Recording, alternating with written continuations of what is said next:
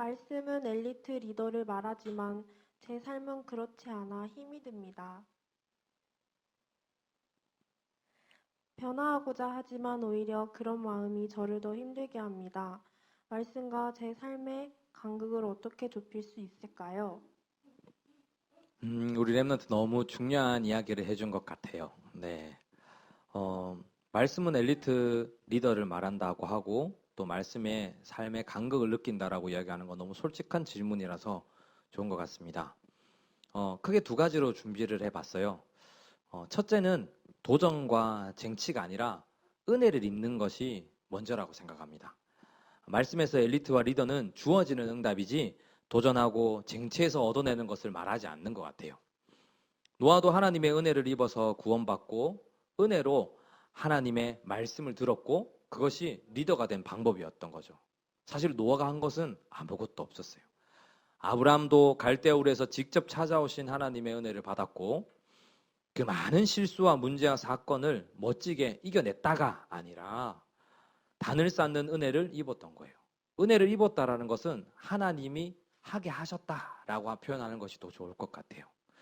단은 예배를 말하는 것이고 예배는 하나님이 은혜 주시지 않으면 불가능한 겁니다. 우리가 노동으로 예배를 드리려 하니까 힘들고 어려운 거예요. 신명기 33장 29절에 보면 이스라엘이여 너는 행복한 사람이로다.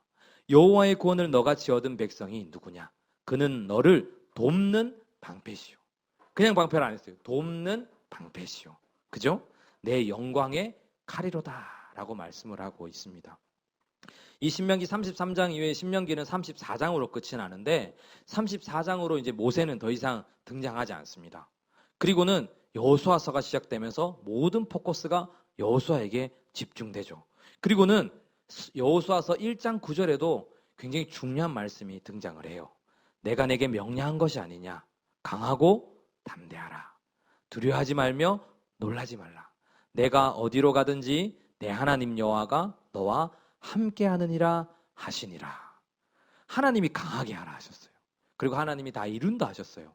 그리고 하나님이 우리의 삶의 모든 그 언약을 성취해 나갈 테니까 너는 두려워하지 말고 나의 역사함, 내가 열심히 너의 삶 가운데 이루는 것을 지켜보라고 말씀하고 있다는 거예요. 두 번째로 우리가 좀 생각해야 될 것은 우리는 말씀을 해석하는 방식에 대해서도 다시 생각해야 합니다. 하나님은 우리에게 왜 말씀을 주실까요? 왜 말씀을 주는 것 같아요? 우리 친구들은 이 부분들 두고 깊이 생각해 볼 수 있는 몇 가지 예를 한번 들어볼게요. 아담과 하와의 인류는 최악의 실수였죠. 그것을 여러분들은 어떻게 보고 있습니까? 요나서의 기록자는 요나인데 요나는 정말 리더였던 것 같습니까? 그리고 다윗은 정말 위대한 왕이었을까요? 최악의 왕이었을까요? 솔로몬은 지혜의 왕 같아요? 이스라엘을 분열로 이끌어간 왕 같아요? 아브라함은 믿음의 조사인 것 같습니까? 실수의 조사인 것 같습니까? 제가 볼 때 이들은 다 실수투성이었고 연약했고 문제 많았고 인본주의 있었고 자기 마음대로 자기 뜻대로 살아가려 했던 사람들이었던 것 같아요. 그런데 이들에게 하나님의 은혜가 임하니까 하나님의 임재하심 속에 하나님의 역사하심 속에 하나님의 이끌어가심 속에 그 여정 속에 있었다 보니까 이들은 믿음의 조상이라고 하는 별칭을 얻고 최고의 성군이라고 하는 호칭을 얻기도 하고 지혜의 왕이라고 하는 별명을 붙기도 하는 것 같아요. 믿음을 이어받은 이삭은 아버지 하던 실수를 그대로 하기도 하고 에서와 야곱의 가정교육은 너무나도 엉망이었기 때문에 늘 싸움의 연속이었고 또 야곱은 우리가 너무 잘 아는 바와 같이 늘 속이고 자기의 편안, 자기의 이익을 위해 찾다가 결국 하나님 앞에서도 발버둥 가면서 싸우는 씨름의 장면들을 보기도 합니다. 그러나 그런 정말 제가 하나님이라면 화가 날 만한 그런 인물들에게도 하나님은 말씀하세요. 야곱에게 뭐라고 이야기하셨죠? 여러분 너무 잘 알잖아요. 이제 너의 이름을 야곱이라 하지 말고 이스라엘이라 하라. 하나님과 싸워 이겼다라고 이야기해라 라고 이야기하신다는 거예요. 이게 우리가 받은 은혜인 거예요. 이 질문한 우리 랩런트 또 많은 이런 어려움과 말씀의 간격 때문에 말씀의 이 간격차 때문에 고민하고 있는 랩런트들 걱정하지 말고요. 지금의 모든 상황들 속에 하나님의 은혜가 있음을 발견하는 은혜가 있기를 바랍니다. 사실 성경의 모든 역사는 인간의 실수와 죄악, 문제를 말하고 있어요. 등장하는 이들은 이들의 기질과 삶을 보여주는 스토리는 엘리트적이지도 리더답지도 않은 거죠. 그러나 하나님은 그런 그들의 삶 가운데 깊게 관여하셔서 은혜 주시고 역사하셨다는 것이 너무나도 놀랍기까지 합니다. 그것이 우리의 인생인 거죠. 성경의 많은 인물들은 하나같이 큰 실수를 통해서 언약을 흔들어 놓는 것처럼 보입니다. 사사시대의 삼손을 봐도 어떡하지?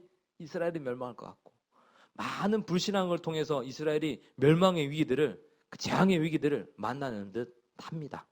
그러나 그러한 모든 실수와 상황들을 통하여서 하나님의 영광을 더럽히는 듯한 행동들을 했지만 하나님은 그럼에도 불구하고 하나님의 영광을 빼앗기시지 않았던 것 같아요. 하나님의 영광을 나타내고 하나님의 영광을 알리는 일을 절대 소홀히 하거나 손실시키지 않으셨던 것 같습니다. 우리의 실수에도 절대 변하지 않는 언약의 성취를 보여주고 계신다라는 생각이 듭니다. 그게 우리 인생인 것 같아요. 얼마나 멋있습니까?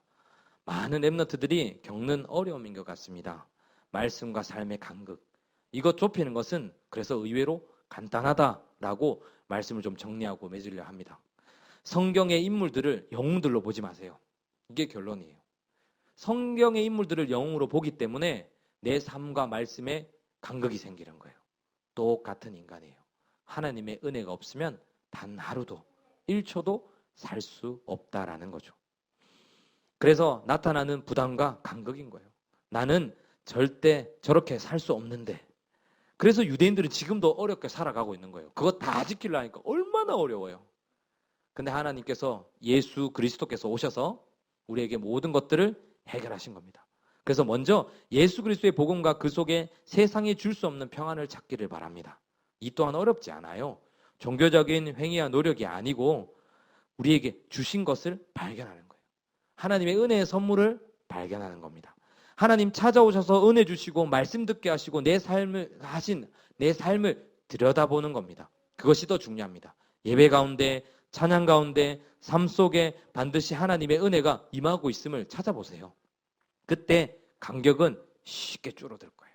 이미 은혜 가운데 있기 때문에 사실 그 간극이 문제가 되지 않게 되는 거예요.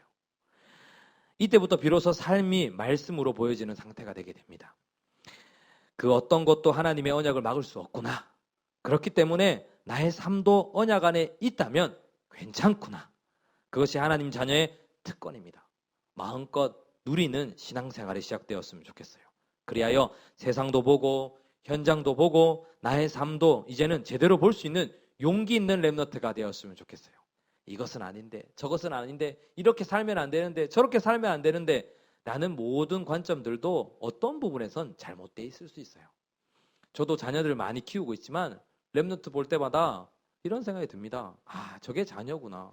이런 실수도 하고 저런 실수도 하고 하지만 부모 입장에서 자녀기 때문에 어여쁜 거예요. 이쁜 거예요. 사랑스러운 거예요. 또 화날 때도 있지만 돌아서 보면은요. 또 어떻죠? 에이, 내 새끼니까. 그렇게 또 용서가 되는 거예요.